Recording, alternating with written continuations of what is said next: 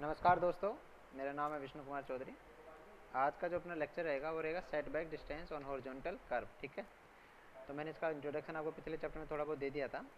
तो हम इसको आज जीरो से शुरू करते हैं कि सेटबैक डिस्टेंस होती क्या है। ठीक है, तो where there are sight obstructions like buildings, cut slopes और trees on the inner side of the curve, either the obstruction should be removed or alignment should be changed in order to provide the adequate side distance. If it is not possible to provide adequate side distance on the curve on existing roads, a regulatory sign should be installed to control the traffic suitability. तो देखिए setback distance का मतलब क्या होता है कि जैसे अगर मान लीजिए कोई एज पे ट्रक चल रहा है, उसको कम से कम मिनिमम साइड डिस्टेंस होनी चाहिए, जिसको बोलते हैं स्टॉपिंग साइड डिस्टेंस। ठीक है, तो वो जो स्टॉपिंग साइड डिस्टेंस होती है जब कर्व के अलोंग होता है तो अलोंग द कर्व तो होता है वो, लेकिन जब बंदा देख रहा होता है ड्राइवर तो वो स्ट्रेट पाथ में देख रहा होता है ऐसे। ठीक है, अब अगर मान लीजिए जब वो देखेगा यहाँ से, तो देखिए मैं इसको थोड़ा सा वापस दिखाता हूँ कि जब ये एंड मोमेंट पे होगा, यहाँ से देखना शुरू करेगा वो, तो उसको यहाँ से दिखेगा। तो जब कर्व के इनर ऐसे वो कितना दूर चला गया, एम डिस्टेंस दूर चला गया। ठीक है, तो ये एम डिस्टेंस क्लियर होना चाहिए, विजिबल होना चाहिए, ऑब्स्ट्रक्शन नहीं होना चाहिए। इसको बोलेंगे सेटबैक डिस्टेंस, कि कम से कम इतनी दूरी तक तो कोई ऑब्जेक्ट नहीं होना चाहिए। अगर कोई ऑब्जेक्ट होगा इतनी दूरी के अंदर में, तो होगा क्या, वो ऑब्स्ट्रक्ट करेगा साइड को। ठीक है, उससे क्या होगा, एडुकेट साइड डिस्टेंस नहीं मिले पाएगी ड्राइवर को। ठीक है, तो जो साइड बैक डिस्टेंस होता है वो मेरा हमेशा inner side of the curve या इनर एज के तरफ दिया जाता है। आउटर एज से कोई लेना देना नहीं होता है इसका, पहली बात तो ये। ठीक है, चलिए आगे चलते हैं इसको। तो ये सेटबैक डिस्टेंस हो गया। ठीक है, क्लियर डिस्टेंस और setback distance is the distance required from the centre line of a horizontal curve to an obstruct of on the inner side of the curve to provide adequate side distance. देखिए जो मैंने बताया आपको कि ये क्या होता है, क्लियर डिस्टेंस या सेटबैक डिस्टेंस क्या होता है, distance required from the centre line, जो centre line of the road होता है उससे इनर साइड में। ठीक है, centre line of the horizontal curve to unobstruct on the inner side. Inner side में ही होता है, आउटसाइड से इसका कोई लेना देना नहीं होता। ठीक है, inner side of the curve to provide adequate side distance, कि मतलब जब वो स्ट्रेट पाथ में देखे, स्ट्रेट लाइन में देखे उसको, तो वो जो सामने ऑब्जेक्ट होगा उसको दिख जाना चाहिए मिनिमम साइड डिस्टेंस। ठीक है, अगर वो नहीं दिखेगा तो ये ऑब्स्ट्रक्ट करेगा, तो फिर उसके पास एडुकेट एसएसडी उसको नहीं मिल पाएगा। ठीक है, तो ये केस होता है, इसको बोलते हैं सेटबैक डिस्टेंस या क्लियर डिस्टेंस। और ये मेरा सेंटर ऑफ द पाथ या सेंटर ऑफ द रोड से देखा जाता है। ठीक है, चलिए आगे चलते हैं, इसको एम से रिप्रेजेंट करते हैं। अब इसमें दो केस कंसिडर किए जाते हैं जब उनको लेंथ, अगर अपन को सेटबैक डिस्टेंस एम कैलकुलेट करना है तो उसके लिए दो केस कैलकुलेट किए जाते हैं।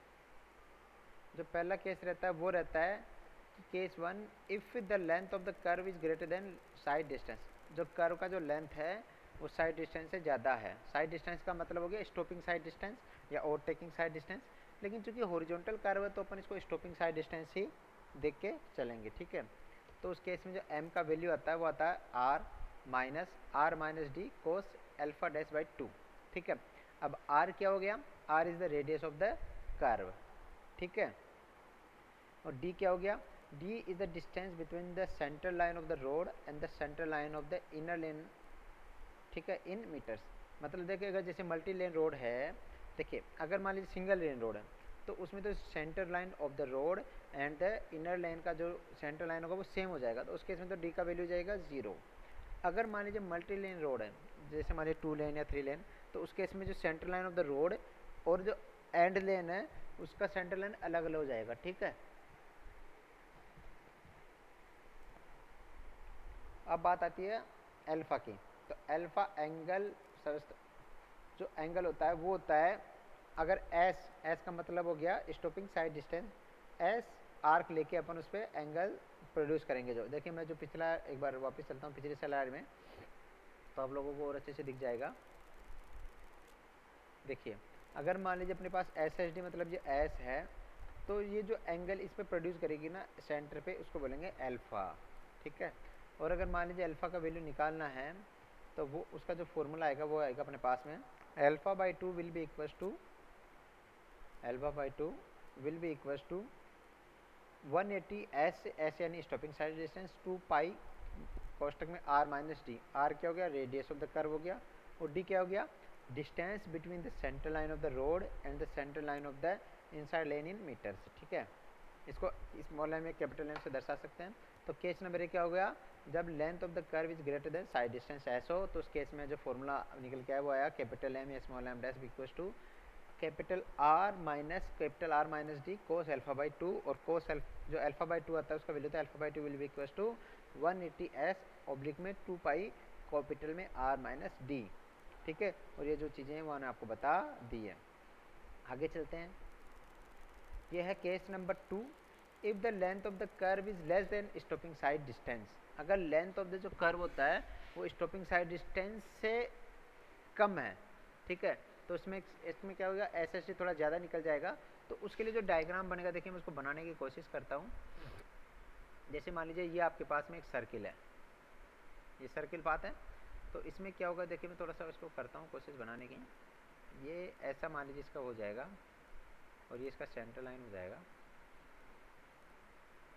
ठीक है, ऐसा बन जाएगा ये।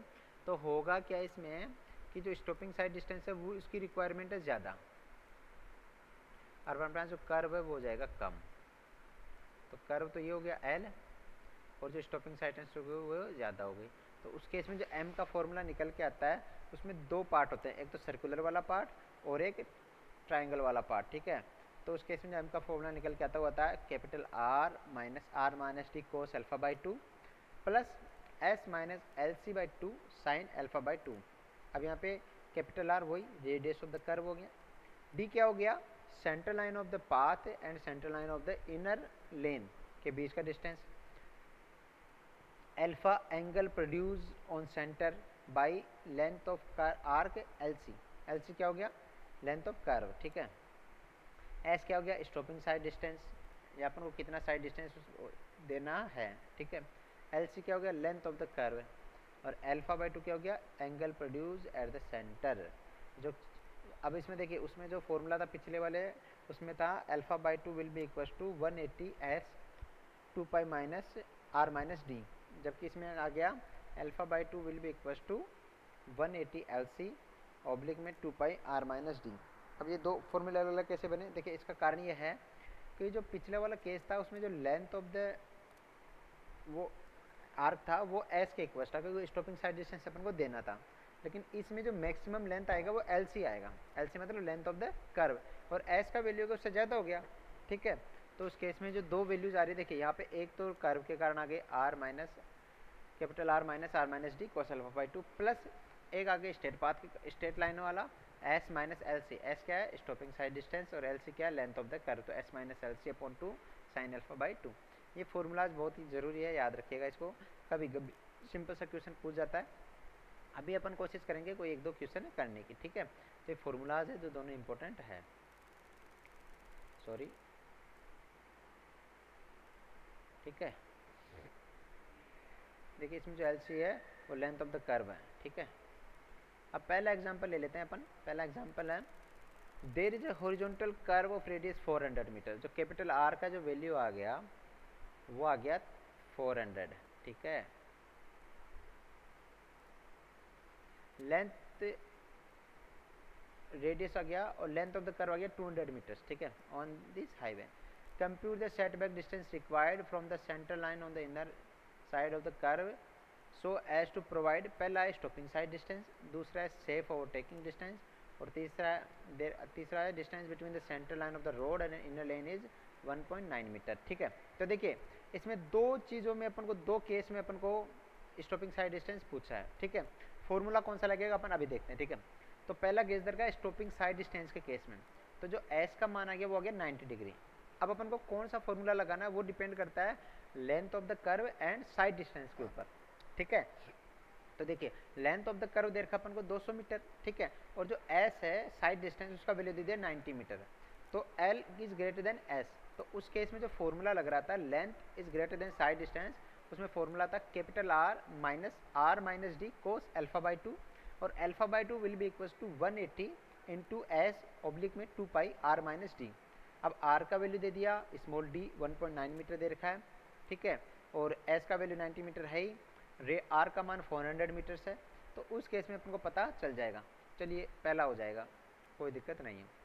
दूसरा जो केस दे रखा है वो रखा है safe overtaking distance of 300 metre. अब देखिए यहाँ पे अपन जो एस या साइड डिस्टेंस का जो वैल्यू लेना वो है लेना है 300 मीटर्स, ठीक है, और लेंथ ऑफ द जो कर्व है वो है 200 मीटर्स, यस और नो। तो इस केस में क्या हो जाएगा, देखिए दूसरा केस बनेगा, केस नंबर दूसरा बनेगा, उसमें दे रखा है length is less than side distance, ठीक है। तो उसमें जो फॉर्मूला लगेगा वो मैं स्पीक आउट कर देता हूँ या फिर स्लाइड को पीछे ले लेता हूँ, ठीक है। तो देखिए मैं बोलना शुरू करता हूँ, कैपिटल एम बराबर R minus D cos alpha by 2 plus S minus L C by 2 sine alpha by 2 and alpha by 2 will be equal to 180 L C 2 pi R minus D, ठीक है। अब देखिए इस केस में क्या values दे रखी है वो बता देता हूँ। जो कैपिटल आर दे रखा है उसका वैल्यू दे रखा है 400, ठीक है, कैपिटल आर 400 हो गया। जो डी दे रखा है उसकी वैल्यू दे रखी है 1.9 मीटर, ठीक है, और कोस अल्फा बाई 2 का वैल्यू हो जाएगा 180 इंटू एल सी। जो एस है वो दे रखा है इसमें 300 और जो एल सी दे रखा है वो दे रखा है 200, तो यहाँ पे एल सी का मान आ जाएगा 200, ठीक है। बाकी सब वैल्यूज आपको पता ही, आप कैलकुलेट करके उसमें फॉर्मूले में पुट करेंगे तो आपके पास आंसर आ जाएगा। आंसर मीटर में आएगा क्योंकि सारी डायमेंशंस हैं वो मीटर्स में ले रखी है, ठीक है, एक हो गया। अब दूसरा क्वेश्चन चलते हैं। A state highway passing through a rolling terrain दे रखा है, has a horizontal curve of radius equal to the ruling minimum radius for a ruling design speed 80 kmph। अब देखिए रूलिंग मिनिमम जो डिस्टेंस होती है वो का फॉर्मूला देखा था V square upon 127 E plus F, ठीक है, ई और एफ मैक्सिमम आएगा, और जो रूलिंग डिज़ाइन स्पीड आती है मिनिमम के केस में वो मैक्सिमम वैल्यू के लिए लेते हैं वी प्लस 16। तो यहाँ पे जो स्पीड का आ जाएगा वी स्क्वायर वो आ जाएगा 80 kmph। Calculate the setback distance required for the centre line on the inner side of the curve as to provide minimum S S D and I S D, ठीक है। तो देखिए इसमें अपन को सारी वैल्यूज ही calculate करनी है, पर अपन को जो कैलकुलेट करना है वो आईआरसी का स्टैंडर्ड डाटा मान के करना है। तो सबसे पहले आते हैं रेडियस की, तो मैंने बताया radius will be equal to V square upon 127 E plus F, ठीक है। अब जो v है उसका वैल्यू जाएगा 80 प्लस 16, ई है उसका वैल्यू जाएगा रोलिंग टेरेन के लिए सिंपल प्लेन या रोलिंग टेरेन के लिए 7% होता है, और एफ का वैल्यू जाएगा लेटरल फ्रिक्शन के 0.15, ठीक है। तो वहाँ से आर आ गया। उसके बाद में कैलकुलेट करना है setback distance required for the central line on the inner side. अब देखिए जो अपन को सेटबैक डिस्टेंस निकालनी है वो central line of the inner side का निकालना है। तो कहने का मतलब क्या हो गया कि जो central line of the path है और जो डी है उसकी डी की वैल्यू क्या हो जाएगी 0, क्योंकि जो इनर साइड का जो लाइन होता है सेंट्रल लाइन और जो पाथ का सेंट्रल लाइन होता है वो एक जगह कोलाइड करेगा, क्योंकि अपन को इनर साइड का जो सेंट्रल लाइन है उसके रेस्पेक्ट में निकालना है। तो डी इक्वल टू 0 कर दो, चलो ठीक है, आर पता चल गया, डी पता चल गया।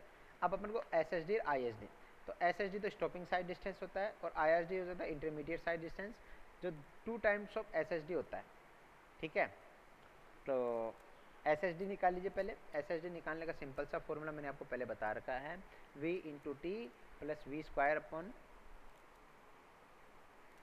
अपॉन जी एफ, ठीक है। तो उसमें भी जो डाटा लेंगे अपन वो स्टैंडर्ड डाटा लेंगे। स्टैंडर्ड से मतलब क्या हो गया, जो आईआरसी अपन को बताता है, एक सेकेंड,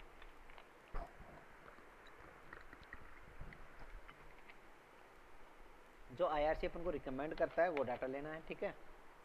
उसके बाद में आप एसएसडी निकालेंगे और आईएसडी निकालेंगे, और उसके बाद में अपन को देखना है कि जो एसएसडी या आईएसडी है उसकी वैल्यूज़ क्या क्या आ रही है, ठीक है। अगर वो लेंथ ऑफ कर्व, अब देखिए इसमें लेंथ ऑफ कर्व भी नहीं दे रखा है, हरी बात समझ में, तो ये थोड़ा सा मेरे को इनकम्प्लीट सा क्वेश्चन लग रहा है, बट इसमें लेंथ ऑफ कर्व अपन निकाल सकते हैं। लेंथ ऑफ द कर्व का कोई फॉर्मूला तो है नहीं, ठीक है। तो आई थिंक ये थोड़ा सा इनकम्प्लीट क्वेश्चन है, इसको लेंथ ऑफ द कर्व भी देना चाहिए था। अगर मान लीजिए लेंथ ऑफ कर्व हो तो फिर क्या करेंगे, आप एसएसडी निकालेंगे, आईएसडी निकालेंगे, फिर क्या करेंगे, कंपेयर करेंगे कि जो लेंथ ऑफ कर्व से जो आईएसडी या ओएसडी है, एसएसडी है, वो ज़्यादा है कि कम है। अगर देखिए लेंथ ऑफ कर्व से कम है तब तो सिंपल फॉर्मूला लगेगा R minus D cos alpha by 2।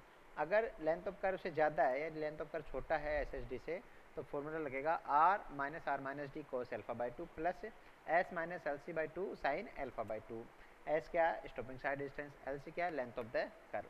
तो इस तरीके से आप इक्वेशन आराम से कर सकते हो। ठीक है, तो ये अपना आपका सेटबैक डिस्टेंस पूरा हो गया। चलिए थैंक यू।